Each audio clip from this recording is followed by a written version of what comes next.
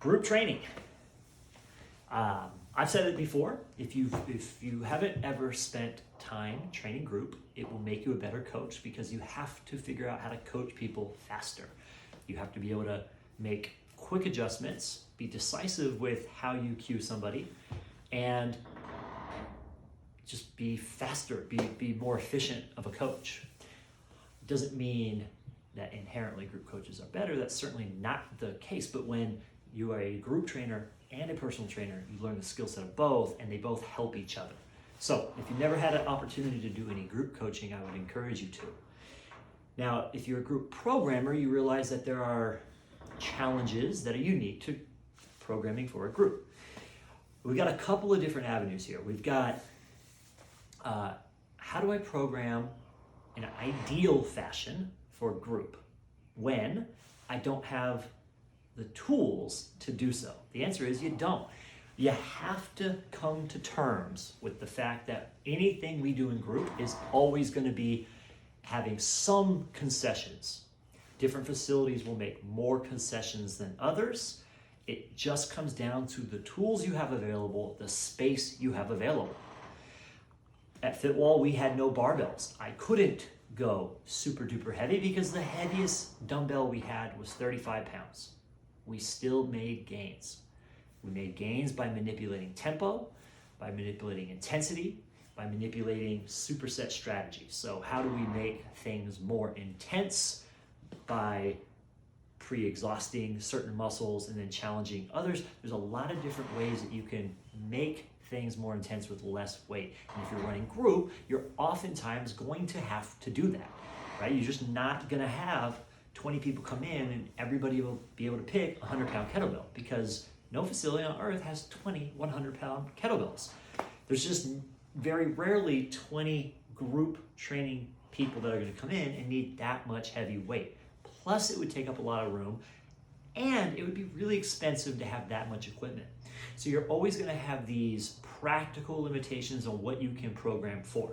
All right, if that's the case, it may become difficult to really easily identify what is a KPI for the day. And that's partly because of the loading that I've already talked about, right? There's not, if everything that you do is a 15-pound to a 40-pound kettlebell, man, is the biggest lift of the day might be a squat, but it's only with 40 pounds and you're doing a one-arm row. Well, that's a heavier movement relative, or a heavier load to the movement in the row. So is that the KPI? Or is the squat the KPI because it's could be the heaviest? You get to pick. That's cool. Like, it should be free. You get to pick what you're going to make the KPI, and then you go from there. I would say this. The reality is with most group, and this is the main point I want to make with this video, is that most group training is going to be full body every day. And there's a reason for that, all right? The reason for that is most group facilities have no idea when their clients are coming in. They don't know if they're coming in 5 days a week, 2 days a week, 1 day, 7 days, 2 times a day. We just don't know when they're going to come in. And so it puts us in a tough spot when we're programming because we may not know if I just do a squat emphasis day on Monday, they may never squat, right? Because they missed the squat emphasis day. Or if I went lower, upper, and their schedule only let them come Tuesday, Thursday, they hit upper twice and they never hit lower. That doesn't work for them. So then they're gonna end up maybe looking somewhere else to fill in those holes. So the easiest way to make sure that they're happy every single time they come in is to do a full body workout every single day. And from that standpoint, that makes it easy to know that, hey, if I build this week, they should be able to hit they should be able to come 7 days or 2 days and it'd be beneficial in each case. How do we do that? Okay, every day you hit the 6 foundational patterns: hinge, lunge, squat, push, pull, carry. And all you have to do is alternate what is the heavy on that day.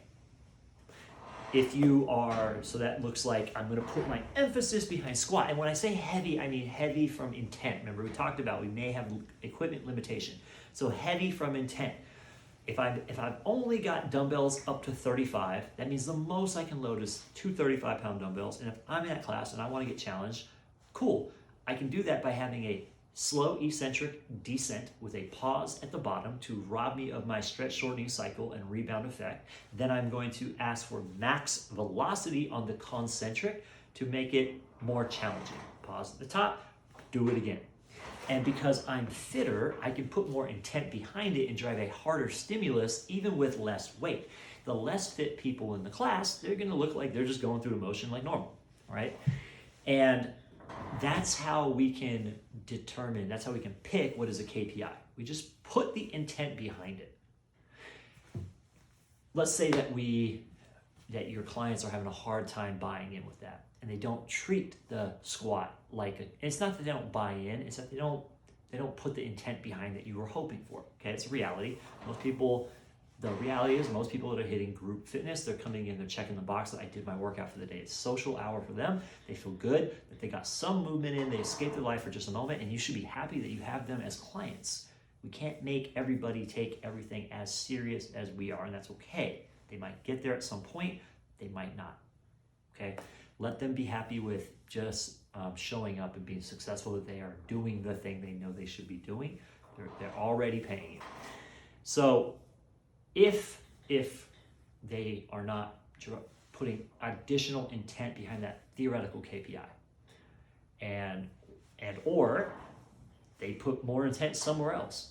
If I make my KPI, if I make my warm-up that addresses that KPI, 3 common warm-ups, it will pretty much have carryover benefits no matter what the workout is, right? And the way that you do this is you pick for phase 1 and 2, you pick an SMR for your quads and you stretch your hip flexors, right?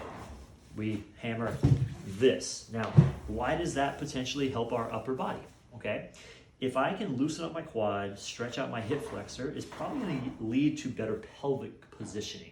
If I have better pelvic positioning, that helps better pillar control. If I have better pillar control, I have an easier time pushing or pulling off of that.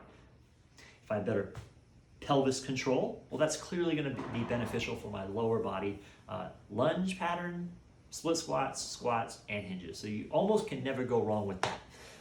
From a upper body standpoint, we're almost never going to go wrong from T-spine rolling and then hitting the foam roller in the rear delt lat connection area like we covered in the workshop, or stretching the rear delt lat on the suspension trainers. Or if it's simpler, just turn around and get the pec stretch. The pec stretch has the added benefit of, boom, I am also getting some hip flexor stuff, all right? So now I'm hitting multiple things at once. I get these secondary, maybe even tertiary benefits of the foam rolling and stretching. Then we move into corrective. For corrective, you can basically go ahead and pick an anterior core emphasis corrective, and it will always be appropriate. Pick a bird dog, pick a dead bug, pick a side plank variation, pick a front plank variation, and put that in on the corrective phase 3. That'll work. Doesn't matter if you're squatting, hinging, lunging, pushing, pulling, or carrying in the workout. It's going to have some carryover and some benefits. In phase 4, because most of the time we are doing a full body, that means your shoulder is going to be involved. We know that we want to get additional pull volume. That can be hard in a group setting, so let's build it in here. Bands are easy to distribute to everybody in the class, and we can do the 3-way Russ and warm-up. Maybe it's only 2-way because of the fact that they may not be able to anchor the band for the face pull-apart. By the way, on the face pull-apart, let's say everyone's got a band. I can do a face pull-apart from the ground. This is too heavy, but a hinge. It's not perfect, but it's pretty damn close. They're going to get a little bit of a iso hinge position. That's got some benefits as well. So hit the 3-way banded warm-up for every warm-up. It's never going to be inappropriate, especially when every day's full body. And it's just the warm-up, so luckily people won't, get fatigued. You could, if you're worried about people getting bored with doing the same shit, on 1 day a week, Monday and Tuesday, you go over and back. Wednesday, Thursday, you do the band pull-up. On Friday, Saturday, and Sunday, you do the hinged over band face pull-up. All right? And then on phase 5, take an upper and a lower and do them as supersets. Squat and push-up, row and hinge. Again, if you got the band, this means everyone in that group can do it at the same time. They just stand on it, and now I've got my loaded hinge, or I've got my squat, I've got my rows, push-ups I can also just do a seated, if push-ups aren't happening for your clients, right? Boom, they can do this standing, they can do it seated, they wrap this around their back. They got their foundation at a very, very useful tool to have in groups. Phase 6 is going to be determined by what tools you have. Do you have med balls? Do you have enough med balls? Do you have space for skipping and bounding and jumping? Or do you just do a really hard ISO for everybody? Okay, that's going to be very, very facility dependent. So full body training, because people don't know when they're going to come in. And you don't know when they're going to come in. And you got to be able to provide them a holistic program no matter what combination of days they come in. That means don't do the same exercise a ton throughout the week. Otherwise they can get tired of it, both emotionally, psychologically, but it also might be a little overly stressful to do the same exact exercise many times in a week. All right, I hope that's helpful. I hope that your takeaway is that, hey, the KPI, I get to pick it. I get to pick if it's truly a circuit where everything is 3x12. Everything is 30 on, 20 off, 40 on, 20 off, because I know that's the reality how a lot of places have to operate based on the business decisions that are being made. Okay? They work. I promise. People will get in better shape. Will they get as strong as a dedicated strength program that they're seeing you 2, 3, 4, 5 days a week in a one-on-one setting? Probably not. That's okay. That's not what they're there for. They're there to get fit. So you get to pick. You get to pick what's the intent. You get to pick the KPI, and you just go all in on it from there. I hope this is helpful. If you got follow-up questions, ask them, and I'll answer them.